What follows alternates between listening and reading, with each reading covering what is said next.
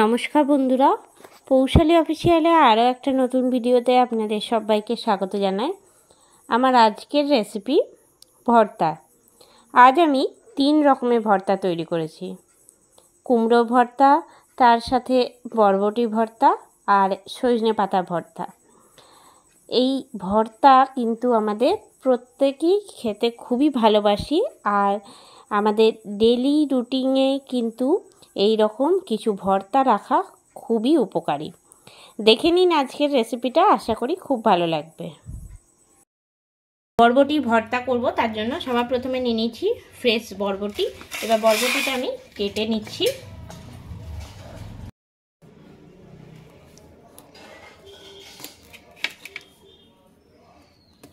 এই দুপাশটা খুব সামান্য করে করে কেটে নেব।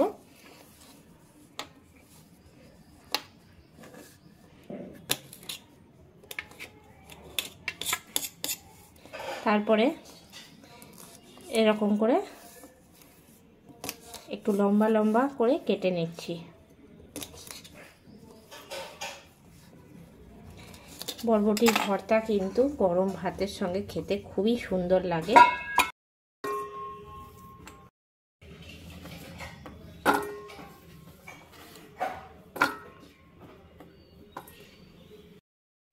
এখন আমি সব বরবটিগুলোই কেটে নিয়েছি। কড়াই চাপিয়ে নিয়েছি। কড়াই সবার প্রথমে দিয়ে দিচ্ছি জল। বরবটিটা আমি এখন জলের মধ্যে ভাপতে দেবো। তার জন্য আমি একটা এরকম ছিদ্রযুক্ত থালা নিয়ে নিয়েছি। ডাইরেক্ট কিন্তু সিদ্ধ হতে দিচ্ছি না, এতে কালারটা খারাপ হয়ে যায় আর স্বাদটাও কিন্তু অন্যরকম হয়ে যায়। তার জন্য আমি এরকমভাবে ভাপতে দিচ্ছি। ওপরে দিয়ে দিচ্ছি ঢাকা। 10 মিনিট পরে ফিরে চলে এসেছি আর ঢাকনাটা খুলে নিচ্ছি। এখন কিন্তু বরবটিটা পুরোপুরি ভাপি না হয়ে গেছে। এবার আমি বাটির মধ্যে ঢেলে ঠান্ডা করে নিচ্ছি। এখন বরবটিটা সিদ্ধ হয়ে গেছে পুরোপুরি, আর ঠান্ডাও হয়ে গেছে। এবার আমি মিক্সিং জারের মধ্যে দিয়ে দিচ্ছি বেটে নেওয়ার জন্য। বাটার জন্য কিন্তু একটু জল দিচ্ছি না, বেটে নিয়ে ফিরে আসছি। এখন বরবটিটা মিক্সিতে বেটে নিয়ে ফিরে চলে এসেছি। ঠিক এই রকম মিহি বাটাটা হবে।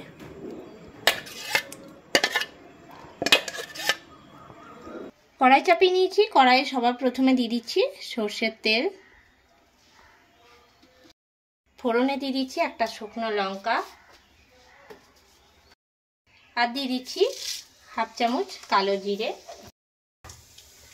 আর দিয়ে দিচ্ছি কুচি করে রাখা রসুন। ভালো করে ভেজে নেব।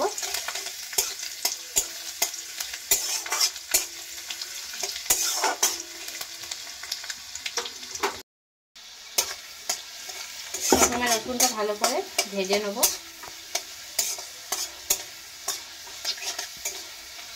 এই বরবটি ভর্তা করা কিন্তু খুবই সহজ আর খুব তাড়াতাড়ি কিন্তু হয়ে যায়।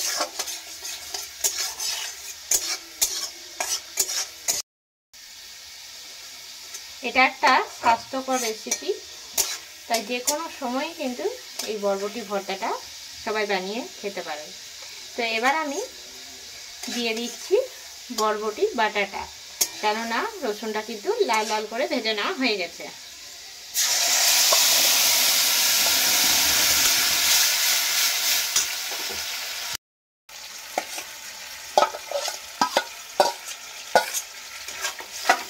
এবার সমানে কিন্তু নাড়াচাড়া করব।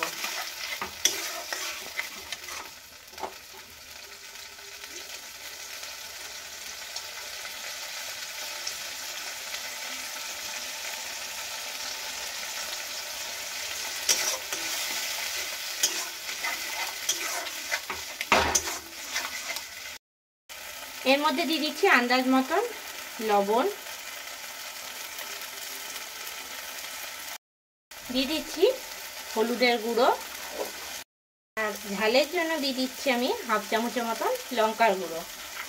সব কিছু দিয়ে নিয়ে খুব ভালো করে নাড়াচাড়া করব যতক্ষণ না জলটা শুকায়।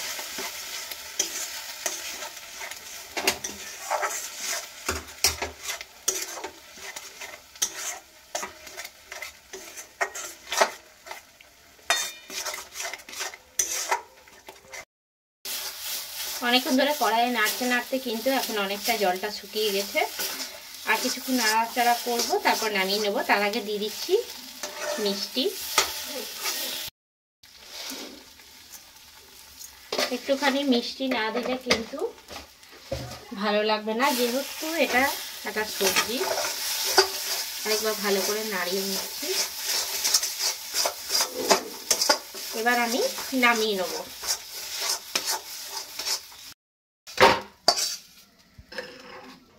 অন্যদিকে এবার কুমড়োর ভর্তা করব, তার জন্য কুমড়ো নিয়ে নিয়েছি আমি 1 চিড়ি। কুমড়োটা আমি কেটে নিচ্ছি পিস পিস করে।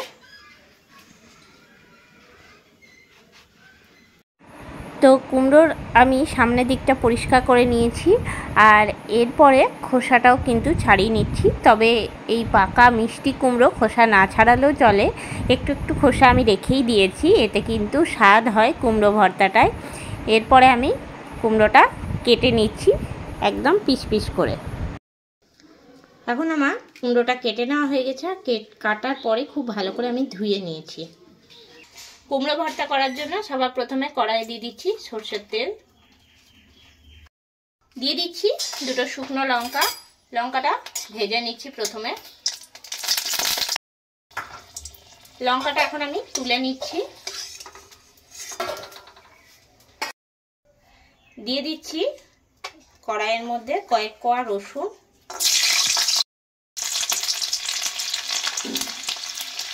রসুনটা ভেজে নেব।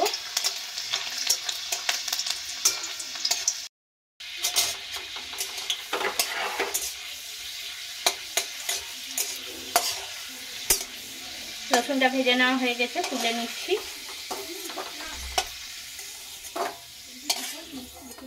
তারপরে কুচি করে রেখেছি পেঁয়াজ দিয়ে দিচ্ছি। পেঁয়াজটাও ভেজে নেব।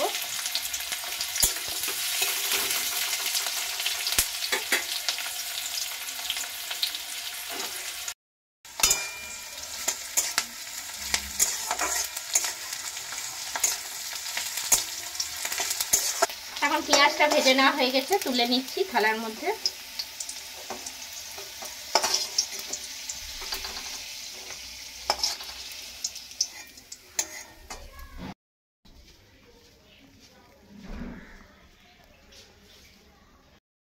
ওই একই কড়াইয়ে কেটে রাখা কুমড়োগুলো দিয়ে দিচ্ছি।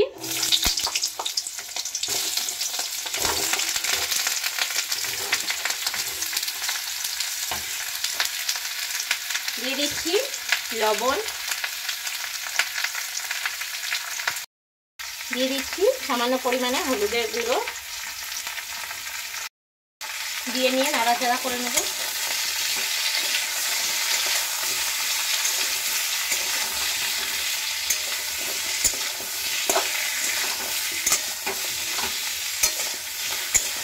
এবার দিয়ে দিচ্ছি একটা ঢাকা। দিয়ে দিলাম ঢাকা। কিছুক্ষণ পরে আমি ঢাকনাটা তুলে দিচ্ছি আর একবার নাড়াচাড়া করে দিচ্ছি। এখন কিন্তু কুমড়োটা ভাজা ভাজা করে নেওয়া হয়ে গেছে, পুরোপুরি সিদ্ধ হয়ে গেছে। নামিয়ে নিচ্ছি। এবার কুমড়োটা কিন্তু ঠান্ডা করে নেবো পুরোপুরি, তারপরে মাখা যাবে।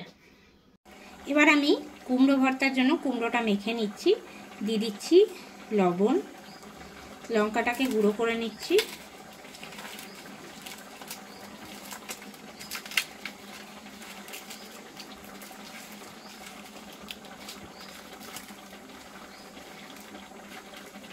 কুমড়োটাও কিন্তু একদম সিদ্ধ হয়ে গেছে। সব কিছু একসঙ্গে নিয়ে মেখে নিচ্ছি।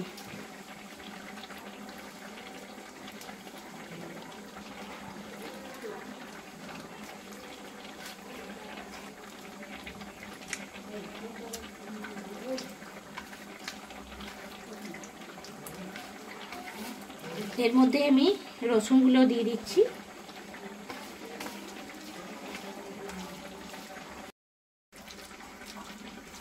এখন কিন্তু কুমড়োটা মেখে নেওয়া হয়ে গেছে।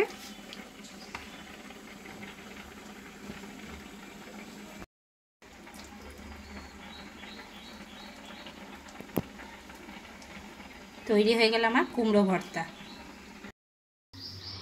এরপরে যে ভর্তাটা করব সেটা হচ্ছে সজনে পাতা। তো আমি একদম কচি কচি সজনে পাতা নিয়ে নিয়েছি। তো এই সজনে পাতার ভর্তাও কিন্তু খেতে খুবই সুন্দর লাগে।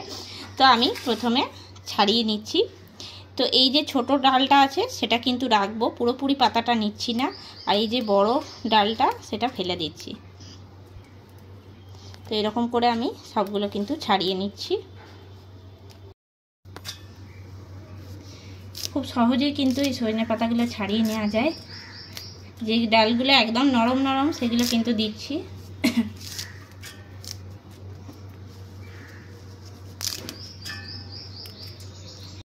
এখন আমার সজনের শাকগুলো ছাড়িয়ে নেওয়া হয়ে গেল। এবার আমি ধুয়ে নিচ্ছি ভালো করে।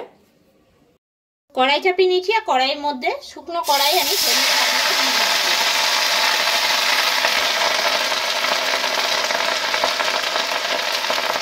একটুখানি ভাপিয়ে নেব। শাকটা দেওয়ার পরে নাড়াচাড়া করে নেব।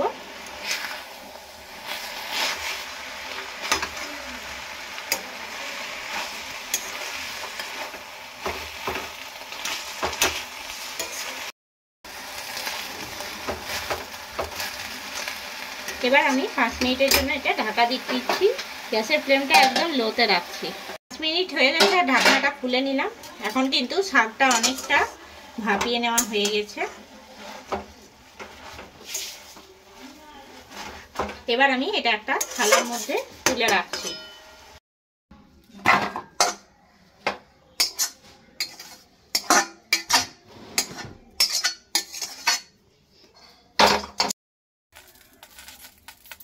কড়াই চাপিয়ে নিয়েছি। কড়াইয়ে সবার প্রথমে দিয়ে দিলাম সরষের তেল।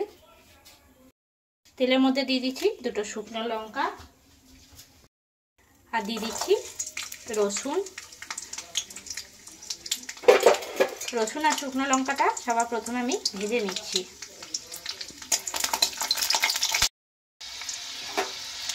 এবার আমি তুলে নিচ্ছি প্লেটের মধ্যে।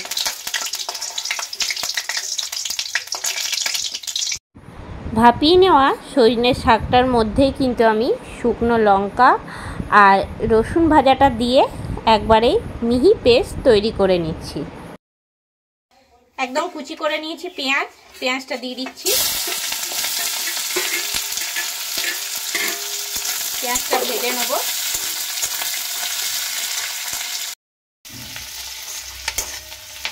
পেঁয়াজটা এখন লাল করে ভেজে নেব। পেঁয়াজটা এখন ভেজে নেওয়া হয়ে গেছে লাল করে। দিয়ে দিচ্ছি বেটে রাখা সজনে শাকটা। এবার আমি নাড়াচাড়া করব। নাড়াচাড়া করে করে কিন্তু একদম জলটাকে শুকিয়ে নেব। এবার এর মধ্যে দিয়ে দিচ্ছি লবণ। দিয়ে দিচ্ছি লবণ। এবার দিয়ে দিচ্ছি হলুদ হাফ চামচের মতন। দিয়ে দিচ্ছি সামান্য পরিমাণে লঙ্কার গুঁড়ো। সব কিছু দিয়ে নিয়ে নাড়াচাড়া করে নেব।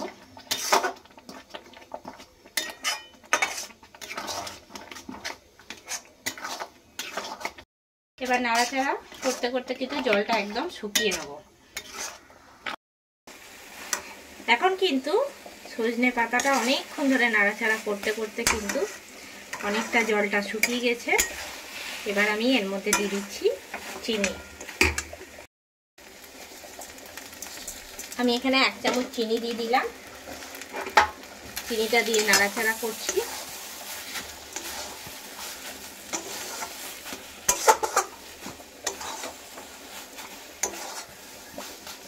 পুরোপুরিভাবে কিন্তু রেডি হয়ে গেল সজনে পাতা ভর্তা। এবার আমি সজনে পাতা ভর্তাটা দিয়ে দিচ্ছি।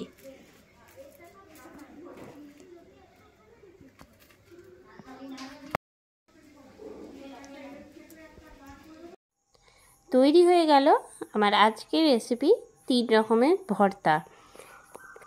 খুব সহজেই কিন্তু তৈরি করে নেওয়া যায়। আর গরম গরম ভাতের সঙ্গে এই রকম ভর্তা থাকলে আর অন্য কিছু লাগবেই না। কেমন লাগলো আমার আজকের এই রেসিপিটা অবশ্যই আমাকে কমেন্ট করে জানাবেন। আপনারাও কিন্তু বাড়িতে একবার ট্রাই করবেন, অবশ্যই ভালো লাগবে। আমার আজকের এই ভর্তার রেসিপিগুলো ভালো লেগে থাকলে লাইক করবেন, শেয়ার করবেন। এই চ্যানেলে নতুন বন্ধু হয়ে থাকলে চ্যানেলটা অবশ্যই সাবস্ক্রাইব করে দেবেন। পাশে থাকা বেল আইকনটা প্রেস করে রাখবেন সবার আগে নোটিফিকেশান পাওয়ার জন্য। আরও নতুন কোনো রেসিপি নিয়ে হাজির হব। সঙ্গে থাকুন আর দেখতে থাকুন।